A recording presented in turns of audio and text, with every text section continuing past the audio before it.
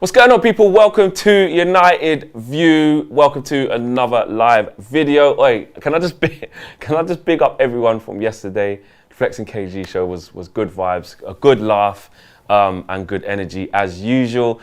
But we go again today. We're going to talk about we've got a lot to talk about actually, in terms of out and out transfer developments in individual cases. Not really loads going on, but that's why I wanted to talk more about Ollie and the optimism that I think he should be showing, the optimism I think he should have right now in regards to who we're chasing and what's going on. A little bit about Varane and a valuation shortfall. I want to talk a little bit about that, a little bit about Paul Pogba, obviously, and some outgoings as well. I know Chong's gone to Birmingham City as well. We wish him the best. And just kind of a little bit about the squad, really, because I think that's where we're at. And that's where I think what builds into the optimism. First of all, let's do a little bit of a roll call. Big up everyone inside the chat. Joshua Jenkinson says, hi, Flex. Mika says, big up, Flex. Ollie is the best liar. Let's go, Flex says, R and Tubi. And big up, Flex Bro says, David Lee. And Vincent says, self-made Flex. Let's go. Big up to you, Flex, and your new show, says Chris Pankhurst. Let me know where you're watching from as well, guys, as well. Smash a like on the video, do all of that good stuff. The road to 100k is on its way. So make sure you guys subscribe, bottom right corner. Ollie's optimism, let me start with that. I keep reverting back to it, and I said it on the Flex and KG show yesterday, right? That when I kind of see what KG meant and what others were saying where it feels different. Because really, we're going into a new regime. Ed Woodward kind of sliding out of the fray, and John Murtough, Darren Fletcher kind of stepping into the fray. And when that happened, we all kind of said, you know what? Let's wait and see how this plays out, because this just looks like a realignment of jobs. It's almost like just giving promotions rather than bringing in people with actual expertise from outside the club. We all wanted Edwin van der Sar, etc., people of that ilk, you know, proper football people. But, you know, I think there's a reason why Ollie should be optimistic. The people that we're chasing, there seems to be a lot of positive noise about that. Now, look, we've made one stellar signing in Sancho, and I think we'll make another stellar signing, whether that will be Varane of that ilk. I think it'll be hard to get three, like, big signings. I think the third could be one of backup or a youngster or something like that, maybe someone for rotation. I don't know. And it all depends on Paul Pogba. But there's going to be two major signings, it looks like, at least. And I just think Ollie should be optimistic, because the club clearly are trying to get him his targets. Whether we get them or not, I don't know. And that's the thing of why I will always reserve final judgment to kind of put the hammer down and say, you know, case closed, great summer. But he's got reason to feel optimistic. I agree with that. You know, you get Sancho that early, you've got to feel optimistic. You're chasing Kamavinga, where he wants to leave Rennes. It's an optimistic situation because they don't want to lose him for free next year. And Varane has said he wants to leave Real Madrid. Maybe he hasn't officially told them that yet, but he wants to leave. We know he hasn't signed a deal as yet. And, you know, all of the big journalists and all of the big outlets are saying, i.e. Fabrizio Romano, Christian Falk, etc., and AS out there in Madrid, they're all reporting that, yes, United are the club that are in talks for him, but we haven't set the price. There was an article today, and this is a little bit on Varane, that was from the Express, and they said, according to their report, that United are 12 million short of the valuation of Raphael Varane, which is interesting because really we haven't really been told. I think that's what the reports in the media, a lot of them are saying, that Man United don't actually know what the price is because Madrid haven't actually set it. Is it 50 million euros, which has been quoted by many outlets? Is it the 60 million that's been quoted by some? Even then, that's euros. So, you know, 50 million euros is like, what, 40 odd million pounds. So, you know, there's a lot still going on there. And it's definitely, look, we haven't even submitted a bid yet. But I just think the situation is what kind of brings into Ollie being optimistic. And that's why I think it's important to look at that, because if you look at last summer, it was just the Jadon Sancho thing dragging on. Who was we really in for other than that in terms of chasing what we needed? We didn't really hear any noises about centre-backs. We didn't really hear any noises about centre-mids. It was just all Sancho. And then we got Tellez in. And then towards the end of the window, we panicked on Cavani. And it was maybe trying to get Dembele, didn't work. Ismail Assar didn't work. And it was just all very rushed. This seems very, you kind of get the feel from early on about the movement and the noises, and that's why I think it's important to talk about that. Paid the 60 million, says Denzi08. Not looking forward to next season, regardless of who we buy under Ollie, says Adrian Barker. And hi from Kenya, says Vishu. We ain't getting Varane. We ain't even made a bid, says AMG2. Look, so just getting a feel for you guys in the comments. And this is what I mean. So really, not really much optimism in the comments. Let me know. Do you lot agree? Do you lot agree that even if we're not optimistic because we've seen us be linked to players and not get them, do you agree that maybe Ollie is feeling optimistic? Because if you think about it, he's got one of his biggest signings that he's been chasing in Jadon Sancho, and he's chasing another 2. If he gets those 2, why shouldn't he be, in my opinion? Why shouldn't he be? Don't get me wrong, us as fans, that's a different question. And that's where I will 100% stand by someone who says, listen, Flex, we don't know where this is going to go. It's all good being linked. We haven't even made a bid yet. You know, there's not even been the opening discussions with the fee, etc., etc. So I'm just gonna hang back and not be optimistic. Us as fans, I get that because we've been stung so many times. My point is that Ollie, who's the one building the team, who's the one who needs the backing, who wants to go from second to first and give us fans what we want and ultimately be as successful as he can be in the job.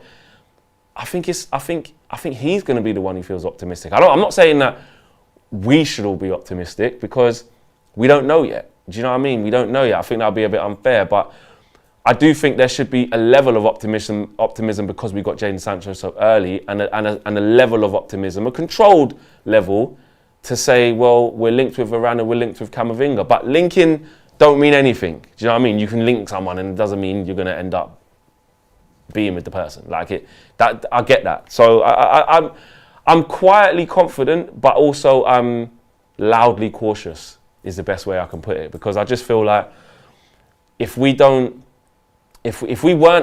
linked with these players like it was last year, it's even more worrying.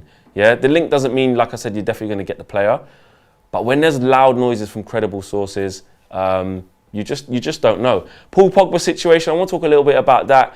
I saw that United put a 50 million price tag on his head, according to reports. And I remember going back to when I was talking to KG and a couple of others on the show, and we was basically saying, look, KG seems to think that Pogba can still be £90 million in the last year of his contract. Interesting to see. It's a rumor. It's a report in the media. It's a report from an outlet. It doesn't mean it's true. But interesting to see a rumor that says that Man United have put a £50 million price tag on his head. Look, if I've said this many times before, if Paul Pogba comes back from his holidays, shooting hoops in Miami, chilling, if he comes back from there and he don't want to sign a contract, sell him. Sell him. You have to. Do I think we'll get the right replacement in that short amount of time? Probably not. That's an issue for me. But if we're being serious about really changing what we're trying to do, then he has to be sold. If he doesn't want to stay, you know what's going to, how unsettling is it for me? And that's the biggest thing. I don't want the baggage of Paul Pogba being unsettled / not signing a new deal, and then the baggage that comes with that from, say, now to January. That's a lot of baggage, because we could start the season very well. Paul Pogba might be playing decent football. He might be playing really well, which is what I want for the team. The team's doing well. But then all the time, you're in the media, and it is unsettling, is what's Pogba going to do? And it is partly our fault because we've let this happen. From when I said this time last year, when we kind of invoked his extension, which was just triggered another year. It wasn't him signing another deal. It was just the option to trigger. And that's what we did. When we triggered that deal, we should have been bang on the negotiations from there. I think we had to see what happened at the end of the season. Paul Pogba would probably be wanting to see what was happening in terms of, are we going to win something? Who we're going to buy? Because that's another thing about what's going to influence Paul Pogba to stay. If he sees Varane come through the door, he has seen Jadon Sancho come through the door. If he sees Kamavinga come through the door, then he's probably hopefully he's looking at it like, you know what? I really think I can do this. But I think the problem that we've got is that this is Pogba's last big contract. It's his last big contract. And for me, that's an issue, because it's not an issue, it's just the reality of the situation. He has to make the best decision for him and his family, of course. He has to make the best decision for his career. And he has to balance that with the best financial decision as well. So you can't really knock him. I know in an ideal world, we'd all like him to have committed ages ago, signed a new deal, say, listen, it was never a doubt in my mind. I wanted to sign here and I wanted us to carry on. True. But in reality, he's a player who has a short career, these footballers, and the loyalty that we want from players isn't always there. It's just as it is. I do believe he loves the club, but does he love the club enough to sacrifice the latter stages of his career where he can be out winning big trophies? Or maybe not even winning big. Well, yeah, it's big major trophies. If he went to PSG, I know KG was clowning the PSG last night, the PSG league, the French league, and saying that so what? So what? He can win the league every year there. But in this middle period of when he's in his prime, he hasn't been winning stuff. So if he wants to see out the next crucial chunk of his career where he's going to be challenging for honours with France, definitely, even though the Euros didn't go to plan, he'll be going into the latter stages of the Champions League consistently with PSG. That's almost a given because they either come first or second every year. And he's going to win the French Cup pretty much every year. And then whatever happens in the league happens in the league. Maybe he'll take that. Do you know what I mean? Maybe he'll take that. Super chat from Tabarez Hassan says, legend, we need to be ruthless. Ollie isn't. He won't move the deadwood. He doesn't make the big decisions. De Gea or Hendo needs to move. Ollie and Glazers out. Interesting there, Tabarez. I mean, let's get on to that about the outgoings and how ruthless we have to be. This is where I think managers sometimes get tainted by the decisions that are actually above their head. If Ollie, this is just my opinion, if Ollie had his way, I dare say he'd get rid of like maybe 6 players or something like that. Let's just say, if he had his way, he'd get rid of Phil Jones, Romero, I know they're on their way out, but let's just say at the time, Phil Jones, Romero, Pereira, Jesse, it didn't work out, so he probably would have wanted a good solution for him permanently. Axel Tuanzebe looks like he's going to be going out on loan. Chong's already gone out on loan. He got rid of Gomez, he got rid of Sanchez, he got rid of Lukaku. Dallo went on loan, that's 10. But if you take off those ones who he did sort out, there's a good 6 or 7 things there that he would probably just go, look, I'm not going to, because it's shown in the team selection. That's another thing. Managers, we always forget that as fans. Managers can't just go, I don't want him, and him. Get rid of them all right now. It's a business. And when players are on big contracts, because the club wanted to protect their assets or the owners are moving mad or, I don't know, somebody negotiated the deal and it's already been signed.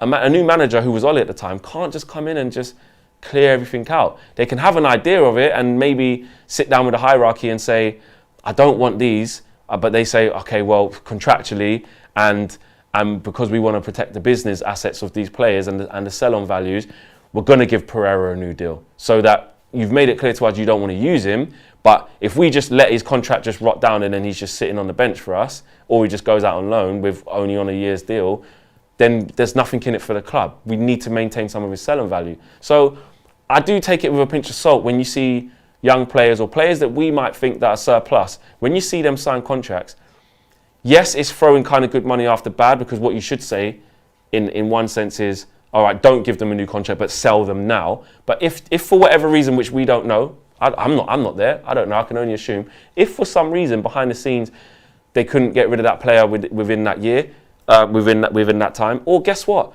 You've got to remember, these are contracts, guys. These players can go into the office and sit down with Ollie and say, okay, what's going on next year? Ollie says, you know what? Ain't really going to use you, mate. Not really going to use you. All right, cool. What do you mean, all right, cool? All right, cool. I'll just sit here. It's not a problem. What, as in you don't want to, we're maybe going to sell you? Yeah, I just won't go. I've signed my thing. I've got 3 years left, mate. So you're not going to use me. It's fine. I'll take a loan, but I've got 3 years. Well, I've got 2 years left. I'll sit on this and wait till next year. I don't care about playing in the first team. Obviously, I do care, but in terms of I've got bills to pay, I'm on this amount of money, I'm on that amount of money, these are my outgoings, whatever, I'm on this for the next 2 years guaranteed, I'll look at it next year.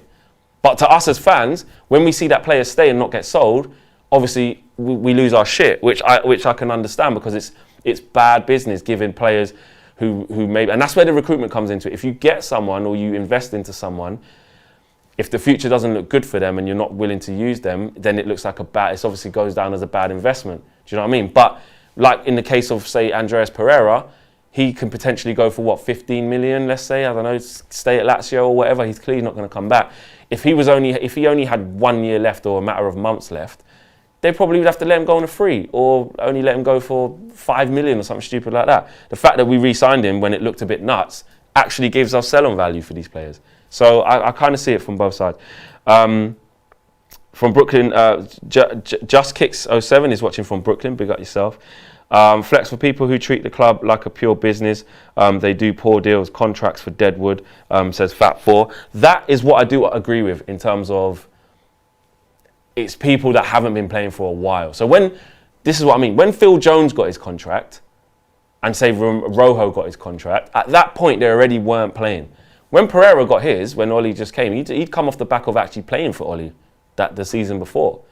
So there was a little bit more. Tuanzebe, fair enough, just come back from Villa. He's come through the academy and he looks very good. Phil Jones looked like he had his day. Romero looked like he had his day. Matic looked like he had his day, but like I said, at different moments he can still offer something. And who else got a new deal? I think Brandon Williams got a new deal, but he's young and up and coming. Mason Greenwood got a new deal, young and up and coming. You don't mind that. Eric Bailly, the Eric Bailly one, only last year. We were umming and ahhing thinking what's going to go on. So, essentially, is Eric Bailly Deadwood? Well, we were all saying that he should be playing more because he's better than potentially Lindelof, but the injury. So why did we not just cash in and sell him? I understand that. I do understand that. Why don't they make Mata a coach then? He's going to sit on the bench and prevent young players from getting a spot on the bench, says Connect Real. Good point. The Mata situation, I was saying I was going to reserve judgment to see what sort of capacity he was going to be kept in. And clearly, like you said, Connect Real, he hasn't really been kept in a capacity of being a coach. Clearly not. Clearly not. Because if it was, that would have been announced. So I hear that. And that is the downside of it. Because we've got a track record, it makes it difficult to undo that. Do you know what I'm saying? And of thinking of the positive of, okay, maybe we're going in this direction, maybe we're going in that direction. And that's why I say, like, as fans, the optimism is, what did I say? I said it's cautiously optimistic, but loudly nervous or something, whatever I said. That's why, because the truth is until these deals are done or until the transfer window shuts, we don't know how good a transfer window we're going to have. We've made a good start with Sancho and some of the players we're chasing, but if we don't get them, but re-sign some of the players that we have been doing, then it's going to be another bad window, or just Sancho probably won't be enough. But I've got the fingers crossed that maybe it is a bit different this time. Maybe it is a little bit on Eduardo Camavinga as well. The latest on him is that Manchester United obviously are still in contact. I did see that Rennes have got are looking to tie up a deal for a new midfielder from FC Midtjylland. I did see, which would indicate that they're willing to let Kamavinga go. He definitely doesn't want to stay there, and he's going into his last year, and they want to cash in on him now. The latest with the PSG situation with him and others, I saw that Chelsea entering the race as well. A lot of those teams are willing to test the resolve going into the season to see if they can pick him up for free, and that's where Man United need to pounce. That is what I will say, what I've said about the whole deal with Kamavinga.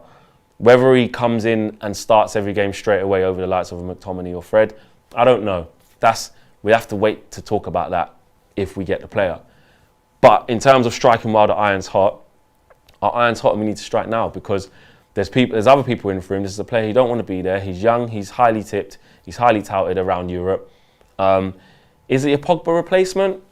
I don't know. No, I'll say no, actually. No, he's not an attack. Of course he's not. No, he's not a Pogba replacement. Can he play alongside Pogba? Yes. Is he an out-and-out defensive midfielder from what I see? Not out-and-out defensive midfielder, but he can play there. But he can carry the ball as a box-to-box midfielder too. So he definitely is something that I think will go. But like Mark Bosnich said when I had him on last week, it's kind of like it's one for the future though. Do you know what I mean? He is actually going to be one for the future, because if you think about it, McTominay's more highly rated than a lot of people think, I mean, within the club. Like, McTominay's not going anywhere, and McTominay is growing in his role as well. I think he's getting better, and he's been seen as like that box to box, that kind of energy, taking on that mantelpiece, and he has had a lot of performances where he's done that. I look at his performance against Villarreal in the final. he's probably the best player in the park that night. I know we got a bad result, so it's neither here nor there, but in big games, McTominay can step up. He's got his limitations, of course he has, which is why we know we need better. But as a squad player, and his stature at Man United, it is growing. Just Kicks 07 says, just sending positive vibes to the channel. Love the movement with yourself and KG. Keep it up, the vibes. Keep up the vibes on this channel. Keep it going, Flex. Love that, man. Just positive vibes. There's so much negativity just in the world. I'm just not a person who really entertains negativity. I can't stand it. I don't want it near me. I don't want it around me. And that usually might surprise a lot of people sometimes when they want you to entertain negativity, but nah, not me.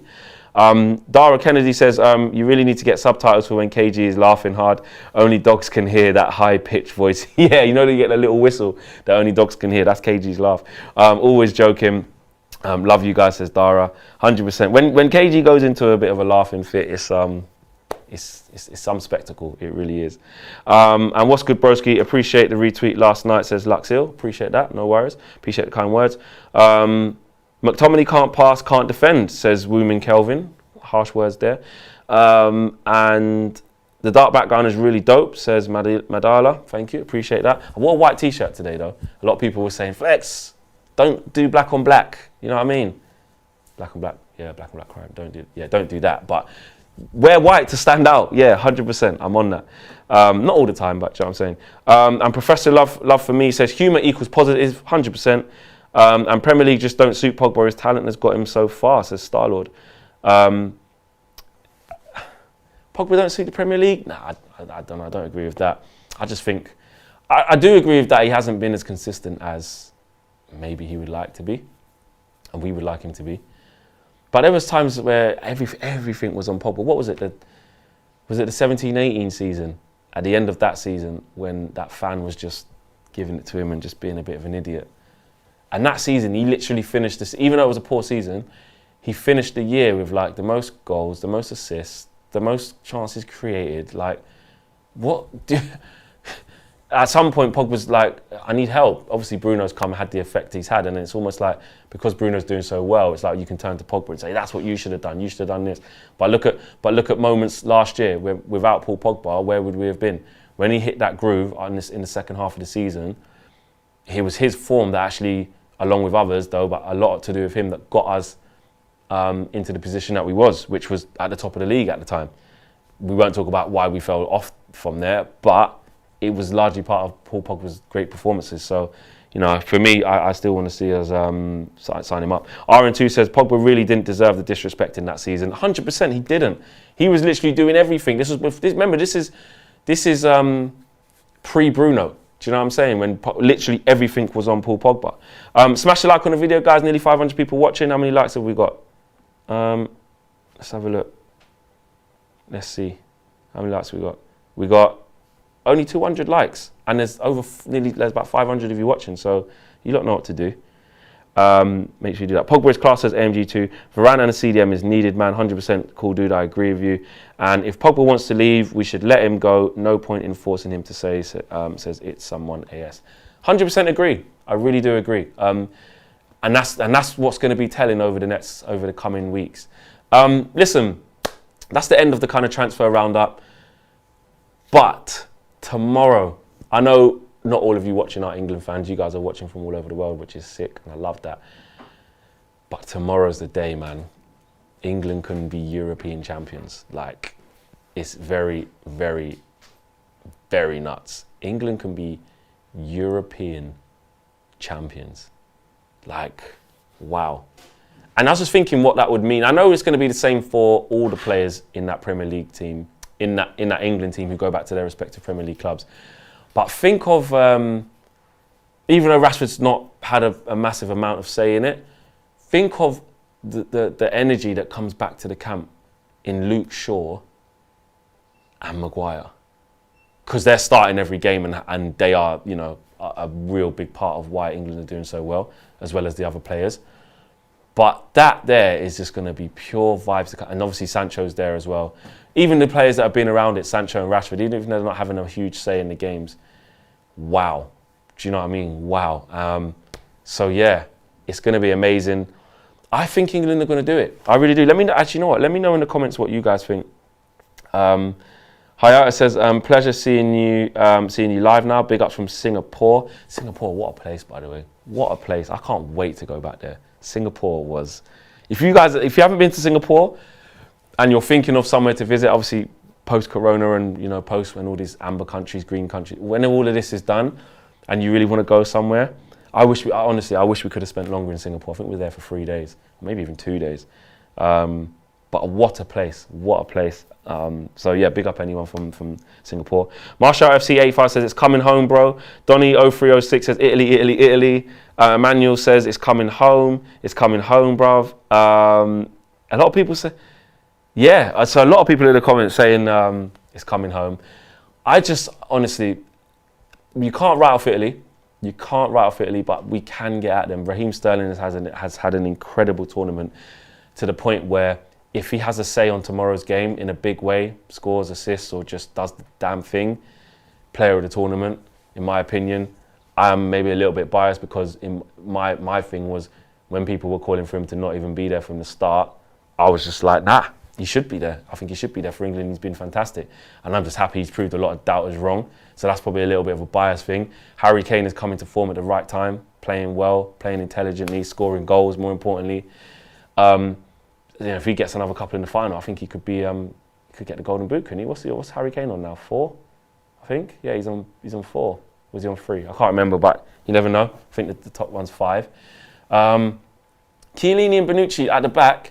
Obviously, they're solid and very disciplined and world-class centre halves. But look at the goal that I just keep looking at. Look at the goal that Morata scored against Italy with that little 1-2. Chiellini got drawn out, and then he was in behind.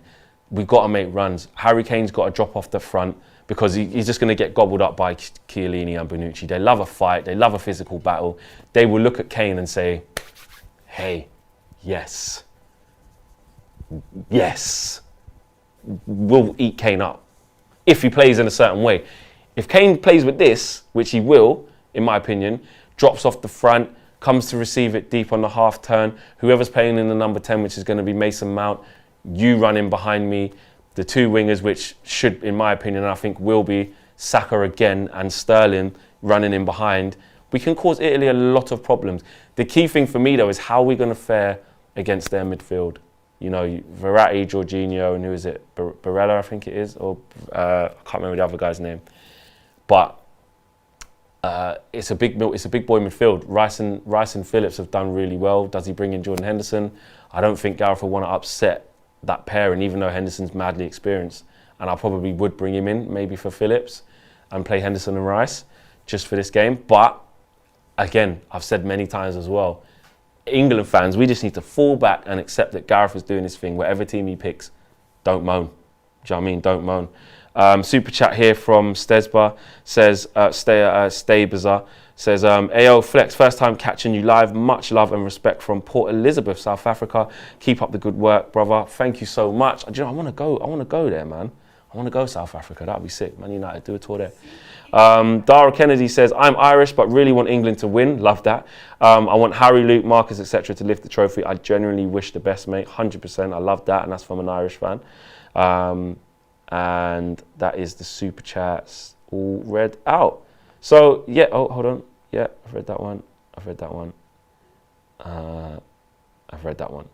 Big up Flex watching from Singapore. Do you think we should go for Sal? Niguez of Atletico Madrid. If Pogba leaves for 50 million. Sal, I don't love Sal Niguez. I'll be honest. I know a lot of people really like him. When I watch him, I don't see top notch in my opinion. So I wouldn't get him as a Pogba replacement. No, I wouldn't. But anyway, guys, thanks for watching. My prediction for tomorrow is 1-0 England in extra time. I think it's going to be a really tight, cagey game. I hope we win, honestly. It'd just be the biggest thing. So anyway, guys, I am out of here. Thanks for watching. Make sure you guys subscribe to the channel. I am out of here. Peace.